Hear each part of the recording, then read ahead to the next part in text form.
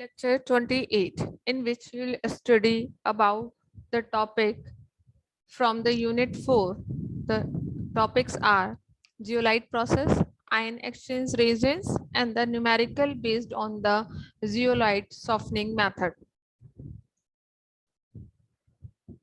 So, first we are going to study about the external treatment of water softening method. The first one is zeolite method of water treatment. Zeolites are known as hydrated sodium aluminosilicate.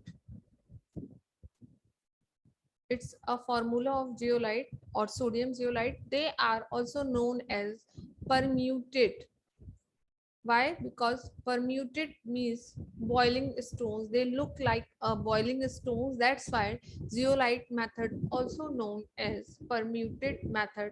They have porous structure with the molecular formula, that is Na2O, Al2O3, X SiO2, Y H2O, where X is the number of moles of SiO2, that will be 2 to 10, and the Y equals to 2 to 6. It's a number of moles of H2O. Just because the formula is too big, we can represent the sodium zeolite as a Na2Ze, where Ze equals to the insoluble framework and Na is represented as the loosely held sodium ion. So what is the principle of zeolite softening method? In zeolite softening method, softener exchange their loosely held sodium ions reversibly with the hardness producing cations in water. As we know that hardness producing cations are most probably calcium and magnesium metal. So in zeolite softening method, loosely held sodium ions reverse हो जाते हैं या exchange हो जाते हैं with the hardness causing cations के साथ. This is the basic principle of zeolite softening method. Now we are going to study what kind of reactions takes place in the zeolite softening treatment, or you can say working.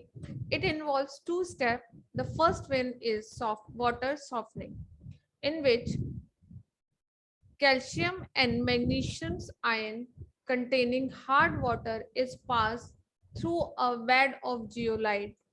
The sodium ion are replaced by the calcium and magnesium ion. We take a help of boiler to understand the working of zeolite method, in which this one is the zeolite softener. The yellow portion indicating the zeolite bed or zeolite layer, in which you are going to add the hard water. आप जो है hard water की entry कराते हैं software में, जिसमें कि chloride and sulphates of calcium and magnesium के डिजोल्व है. ये हार्ड वाटर जब जियोलाइट बेड के कांटेक्ट में आता है तो वो सोडियम आयंस को रिप्लेस करता है कैल्शियम और मैग्नीशियम आयन के साथ, और पानी जो है वो सॉफ्ट वाटर में कन्वर्ट हो जाता है, जिसे आप कलेक्ट कर लेते हैं. अब रिएक्शंस के थ्रू हम पता करते हैं कि किस तरीके की रिएक्शंस होती हैं जिसकी वजह से आपका hard water sample soft water में कन्वर्ट हो जाता है. Na2Ze representing the zeolite bed, and this is the salt which is producing the temporary hardness, that is calcium and magnesium bicarbonate. अब प्रिंसिपल के according sodium ion metal cation के साथ change हो जाएगा. तो देखिए प्रोडक्ट जो बना दैट इज सोडियम बाइकार्बोनेट बन गया, और ये बन गया आपका CaZe, यानी जो Ze था इनसॉल्युबल फ्रेमवर्क था जो कि सोडियम मेटल का था, वो कन्वर्ट हो जाता है कैल्शियम जियोलाइट और मैग्नीशियम जियोलाइट में, और पानी में जो सॉल्ट थे बाइकार्बोनेट्स ऑफ कैल्शियम और मैग्नीशियम के, वो कन्वर्ट हो जाते हैं सोडियम के बाइकार्बोनेट्स में. अब आप देखिए कि बाइकार्बोनेट तो वाटर सैंपल में अवेलेबल है, but it is not a bicarbonate of calcium and magnesium which is causing the hardness.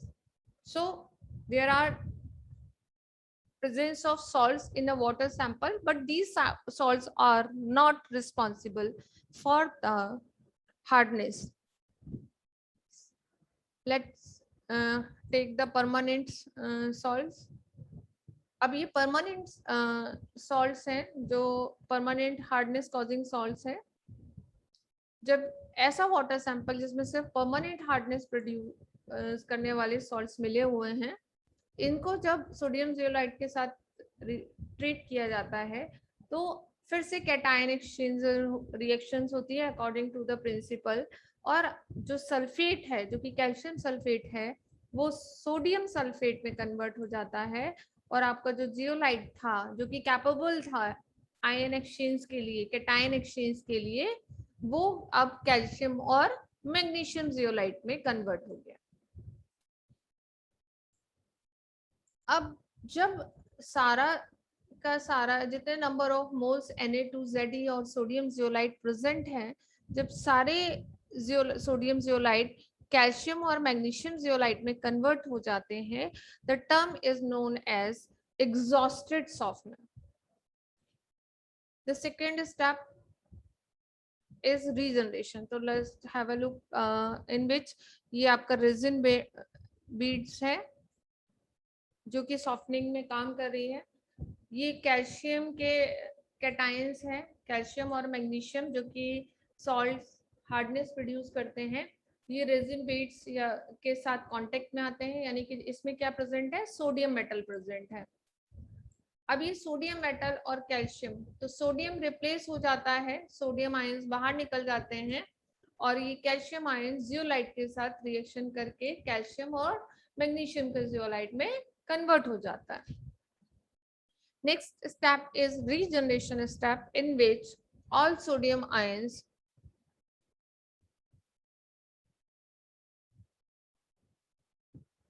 replaced by calcium and magnesium ions, the zeolite become inactive.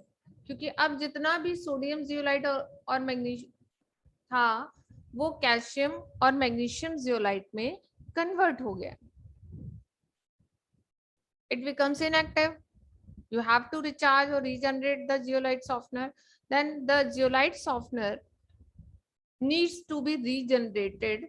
That's why this step is known as regeneration with the help of 10% brine solution. Brine solution means NaCl solution is passed through the bed of inactivated zeolite.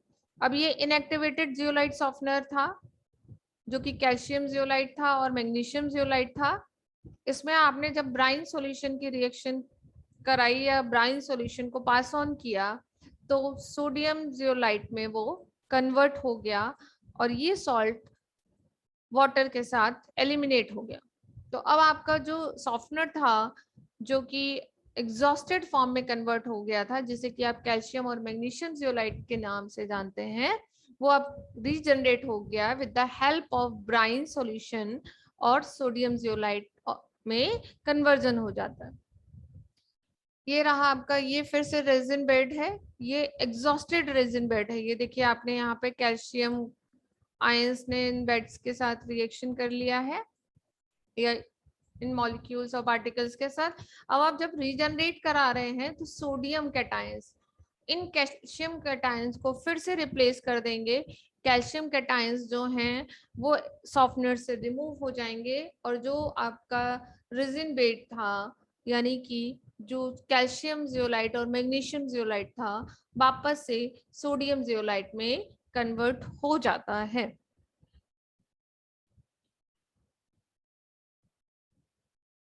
This is the view of zeolite softener exchange process.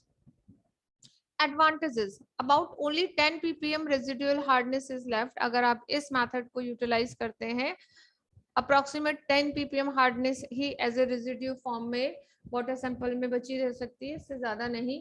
कोई स्लस formation नहीं होता क्योंकि कोई PPT नहीं बनता है requires less time and operation is clean, बहुत कम time लगता है जस्ट पानी को आपको पास ऑन कराना, that's it.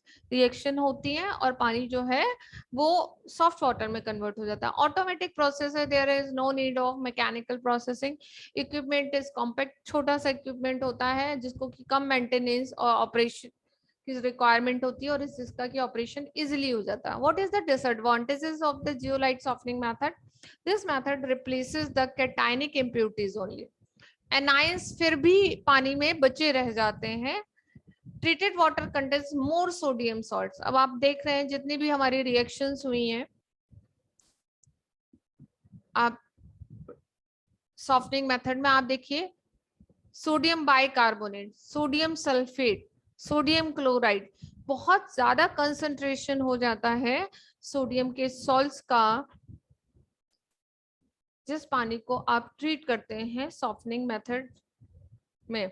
treated water contains more sodium salts, so this water cannot be used in boiler। तो ऐसे पानी का इस्तेमाल आप बॉयलर में नहीं कर सकते हैं for the steam generations। limitation, turbid water cannot be used as it will clog the pores of zeolite। जो turbid water होता है आप इसे इस्तेमाल नहीं कर सकते हैं zeolite softening method में, क्योंकि ये जो पोरस स्ट्रक्चर होता है लाइक अ स्पॉन्ज, उसमें होल्स को ब्लॉक कर देता है। Acidic water can not be used as it will destroy the zeolite bed, क्योंकि सोडियम के पार्ट Na2Ze, तो देखिए कोई भी एसिड जो है वो इसके साथ रिएक्शन कर सकता है आसानी से, जिसकी वजह से आपका जियोलाइट बेड डिस्ट्रॉय हो जाएगा। तो आप एसिडिक वाटर का ट्रीटमेंट इस प्रोसेस से नहीं कर सकते हैं। Next point is hot water cannot be used as zeolite tends to dissolve in it। Sodium zeolite जो है वो गर्म पानी में डिसॉल्व हो जाता है, जिसकी वजह से आप इस प्रोसेस का इस्तेमाल नहीं कर सकते हैं। If iron and magnesium impurities are present, then they bind tightly to the zeolite bed and hence the zeolite can't be regenerated।